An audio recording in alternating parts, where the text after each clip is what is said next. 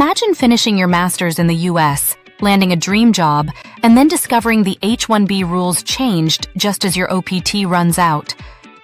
That's the reality thousands of Indian students and tech workers could face by December 2025.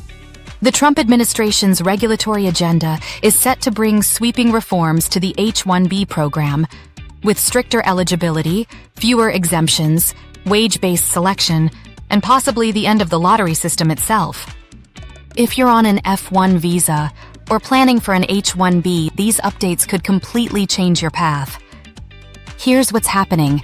The new rules could narrow exemptions for nonprofits and universities, tighten restrictions on third-party placements, and push a wage-based system that favors top earners.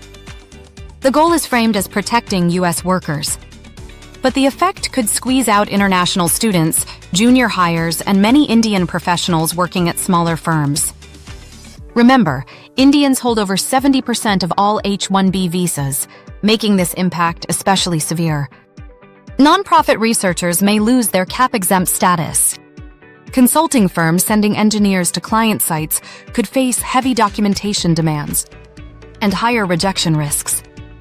And delays or denials could leave workers stuck outside the U.S. So what can you do? If you're in school, secure internships and job offers in higher wage tiers. Ask your employer about their immigration compliance history. If you work in a nonprofit or university, push leadership to prepare for new definitions now.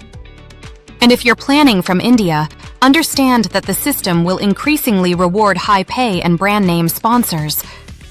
The game may change by late 2025, but you still have time to prepare. Drop your visa type and industry in the comments, and let's share strategies. Subscribe for real-time updates. We'll face these changes together.